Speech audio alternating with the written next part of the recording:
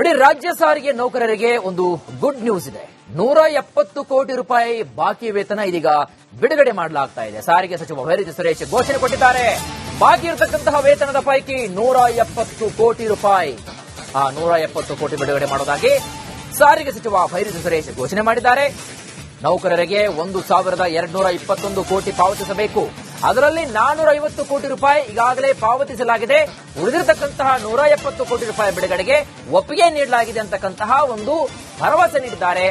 ಆ ಮುಖ ಸಾರಿಗೆ ನೌಕರರಿಗೆ ಒಂದು ಗುಡ್ ನ್ಯೂಸ್ ಅಂತ ಹೇಳಲಾಗ್ತಾ ಇದೆ. ಒಂದ್ ಕಡೆಗೆ ಟಿಕೆಟ್ ದರ ಏರಿಕೆ ಆದ್ರೆ ಮತ್ತೊಂದು ಕಡೆಗೆ ಬಾಕಿ ಉಳಿದಿರತಕ್ಕಂತಹ ಒಂದು ಹಣವನ್ನ ನಾವು ಪಾವತಿ ಮಾಡ್ತೀವಿ ಅಂತ ಹೇಳಿದ್ರೆ ಇದರ ಬಗ್ಗೆನೂ ಕೂಡ ಮಾತನಾಡಿದ್ದಾರೆ. ಕೇಳ್ಕೊಂಬರೋಣ.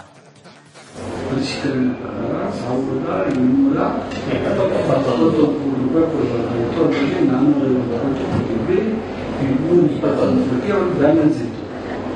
ಆ ಬ್ಯಾಲೆನ್ಸ್ ಹಣ್ಣಲ್ಲಿ ನಾನು ಹೊರಕೋಟೆ ಫೈನಾನ್ಸ್ ಕನ್ಸಲ್ಟೆಂಟ್ ಮಾತನಾಡಿ ಏನಾದರೂ ನಾವು ಈ ಕಾರ್ಯಕ್ಕೆ ಕಳಿಸಬೇಕಾಗಿಲ್ಲ, ಅವ್ರಿಗೆ ಕೊರೋನಾ ಸುಮಾರು 170 ಕೋಟಿ ರೂಪಾಯಿಗಳನ್ನ ಇವತ್ತೇ ಅವರ ಕಾರ್ಯಗಳಿಗೆ ಬಿಡುಗಡೆ ಮಾಡಿ ಆಯ್ತು. ಇಲ್ಲೇ ಕುತ್ಕೊಂಡೇ ಎಂಬಿಸ್ ಬಿಡುಗಡೆ ಮಾಡೋರೆ ಎಂಬಿಸ್ ಹೋದಲ್ಲಿ ಇಲಾಖೆಯಿಂದ ಹೋಗಿದ್ರೆ ಬಿಡುಗಡೆ ಮಾಡೋಣ. ಅದೊಂದು ಖುಷಿಯಾದ ವಿಚಾರ. ಅವರ ಬಗ್ಗೆ ಬಹಳ ಎಲ್ಲ ಸಂಘಟನೆಗಳು ಬಹಳ ಖುಷಿಯಿಂದ